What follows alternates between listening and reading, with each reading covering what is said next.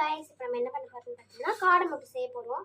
இதில் வந்து 12 பீசஸ் இருந்தது. ஒன்று நாங்கள் ஆல்ரெடி போட்டு சாப்பிட்டோம். இப்போ அதுதான் இப்போ நம்ம உங்களுக்கு செஞ்சு காட்டலான்னு இருக்கோம். 12 பீஸ் வந்து 50 ருபீஸ்ன்னு வாங்கியிருந்தோம். இப்போ வாங்க எப்படி செய்யுது. ஸோ நாங்கள் வந்து பனியார கல்லில் தான் செய்யலான்னு இருக்கோம். அப்போ தான் ரவுண்ட் ஷேப்பில் அழகாக இருக்கும். எப்படி செய்யுதுன்னு வாங்க பார்க்கலாம். ஃபஸ்ட்டு முட்டையை உடச்சி ஊற்றிக்கலாம். காடை முட்டை. ஸோ இதை வந்து உடச்சி போட்டு இதில் பெப்பர், உப்பு, மிளகாத்தூள் போட்டு நல்லா ஃப்ரை பண்ணிக்கோங்க. இது வந்து பனியார கோழி.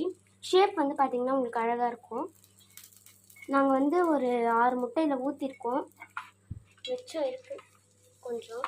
12 பீஸ் வந்து 50 ருபீஸ்ன்னு வாங்கியிருந்தோம்.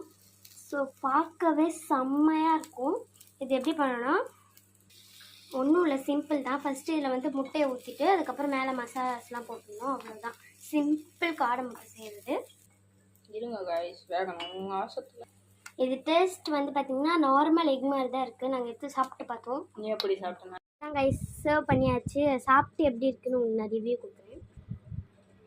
ஸோ டேஸ்ட் வேறு லெவலில் இருக்குது கைஸ். அதே நார்மல் எக் மாதிரி தான் இருக்குது.